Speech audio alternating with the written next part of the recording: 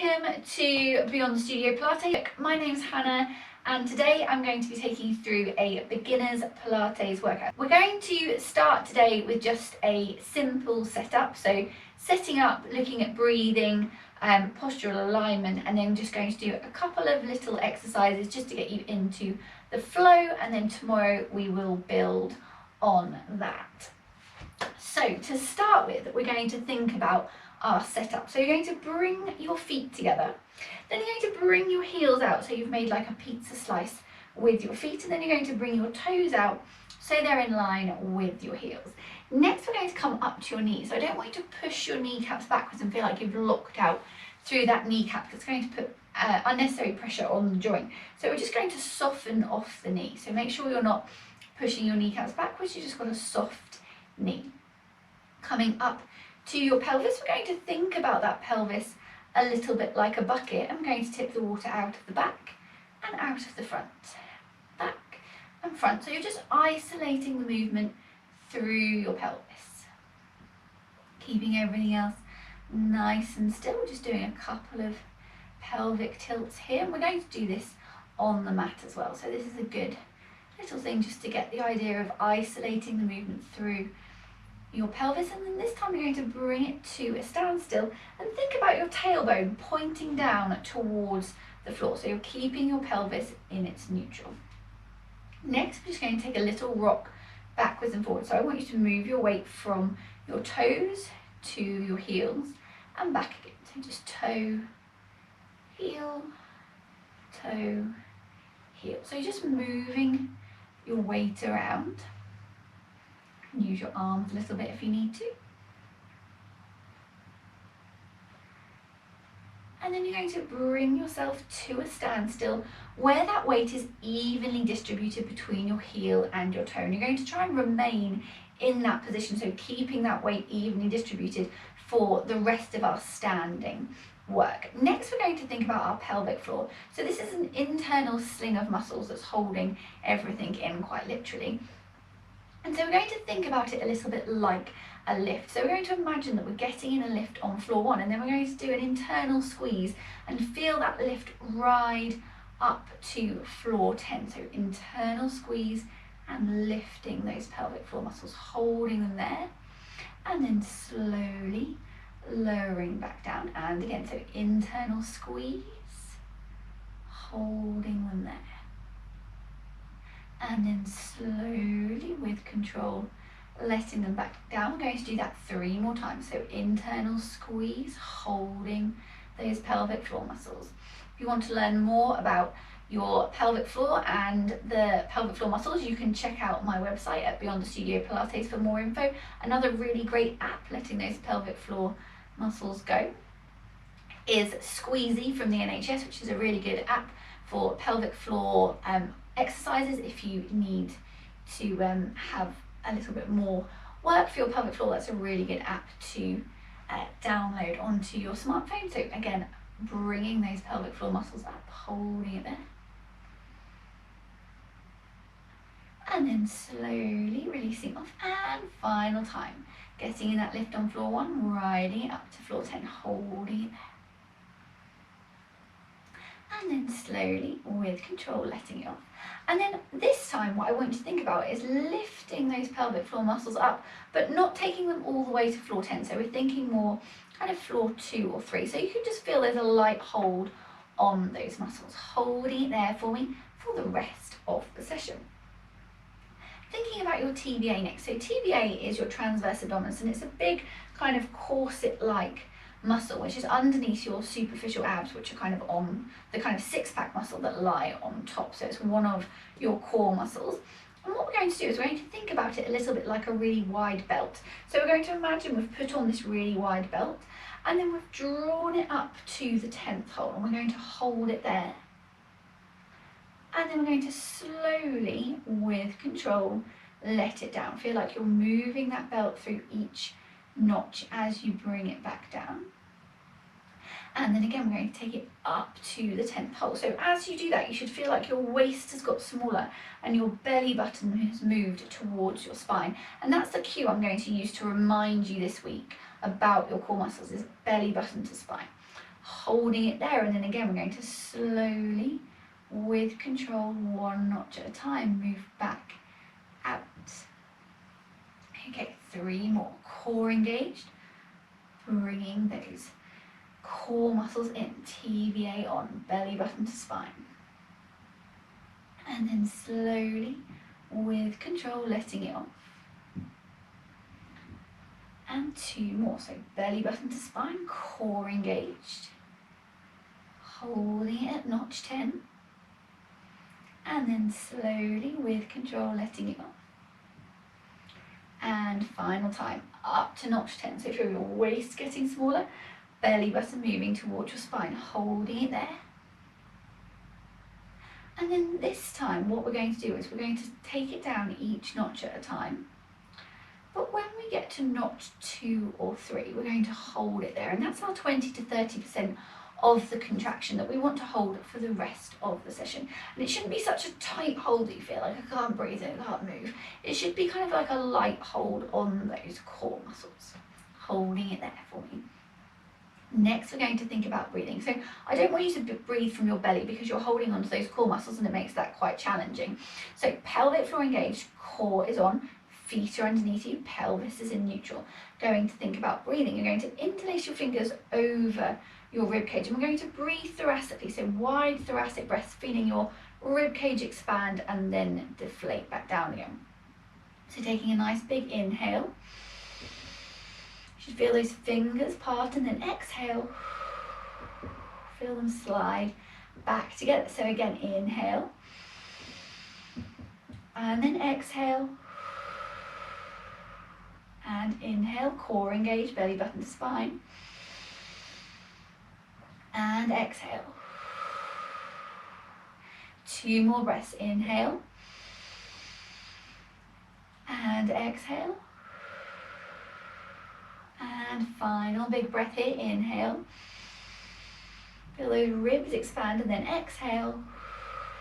Feel them slide back together. So I want you to think about breathing like that while we do our exercises over the week. Coming back to your posture setup, so we're going to think about lengthening through your spine. So I want you to think about making space in your neck, space in your neck, waist. So core engaged, think about growing that waist and growing your neck, so making yourself longer and taller. Shoulder blades. So your shoulder blades should be melting down your back. So think about them being pulled down your back, shoulders just gently resting by your sides. So try not to have your shoulders up near your ear or kind of curve them forward or really hold them back either. Just kind of feel like your arms are just by your sides and your shoulder blades are just melting down your backs. Okay, so that's our setup for standing.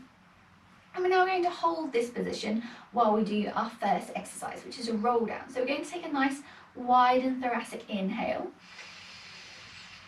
Then on your exhale, you're going to tuck your chin. Think about leading with the crown of your head, and you're going to slowly roll yourself down 1 vertebrae at a time. So we're just articulating through that spine. Just have your arms hanging. Don't feel like you're holding onto anything with your arms, so don't hold them in place.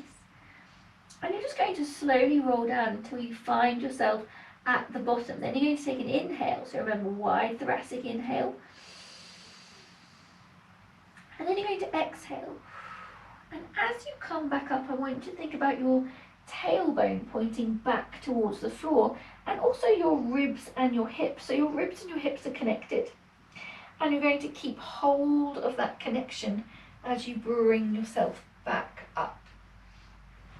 Arriving back at the top, you shouldn't need to roll your shoulders because your shoulder blades should already be set in place. Arms are just gently resting by your side, thumbs are facing forward. Take an inhale here.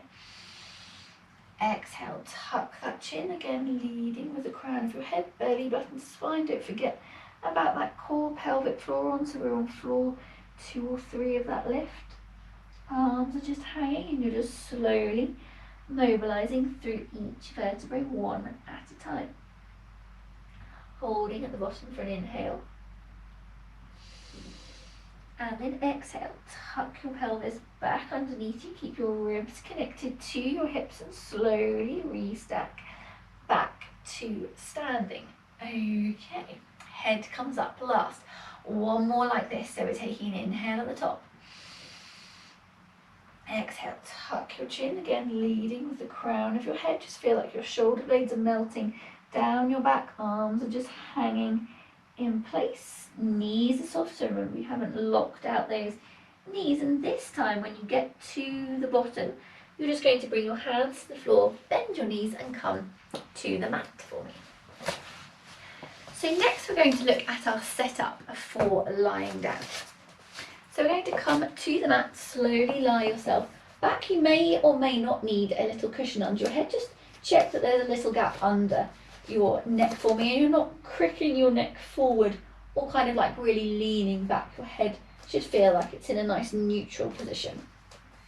Feet are hip distance apart, so they're as wide as your knees and your hips. If you feel that your knees fall in when you're in this position, just place a cushion between them. But then make sure your feet are also at the same distance apart and are not out, so you're putting more pressure on your knee and ankle.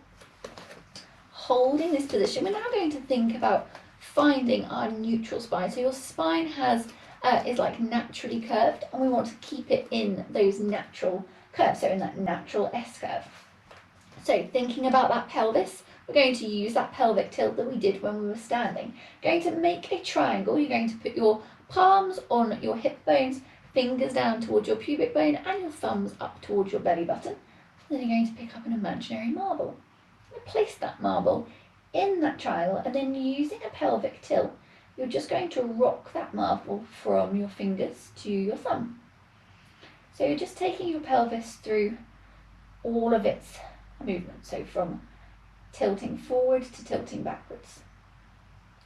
And then you're slowly going to make that movement smaller and smaller until you come to where that marble is sitting in the middle of your triangle and there's a little gap under that lower back. So there's a little gap under your neck and a little gap under your lower back. You're not arching your back, so there's not a massive gap. Shouldn't be able to drive a train underneath it. And you're also not flattening your back off into the floor so you can't get your hand underneath it. You should just about be able to put your hand under your back but not really lift your fingers off that much, depending on how curved your spine is. Of course, everyone is a bit different, but there should be a little gap there. Core engaged, so keep thinking belly button to spine for me, scooping up that pelvic floor. Going to look at breathing again, so keep hold of that belly button to spine, interlacing your fingers over your rib cage, and we're going to take another wide and full breath in. And then exhale, slowly pushing all that air out. And again, inhale. And exhale. Two more like this, core engaged. And exhale. Keep thinking belly button to spine for me. Inhale. And exhale. Okay. Then bringing your arms down by the sides. Then just gently resting on the floor. You're going to bring one leg into our tabletop position. So here, your knee is over your hip, your shin is parallel with the ceiling. Arms are just resting on the floor. You're going to move from your hip and take that leg back to the floor, tap the floor, and then bring that leg back up. As you do that, nothing should change in your belly. So core stays engaged, belly doesn't arch, no, belly doesn't dome, back doesn't arch. Too many things in my brain. So we're just moving from our hips, lifting and lowering one leg at a time. Belly button to spine, pelvic floor on. Thinking about inhaling as you come in, exhaling to move that leg away. So inhale, exhale, inhale, exhale. So keep it slow and controlled. Bringing your knee back into over your hip each time. And we're going to do 3 more on each side. Thinking belly button to spine, core engaged. Don't let that belly dome or back arch, so that little gap remains there for the whole movement. And one more on each side. Coming into tabletop and then back down. Into tabletop and back down. Then you're going to bring your knees into your chest and just give that back a little rock. And then coming back up to sitting. Thank you for joining me for day one of my Beginners Fundamentals session.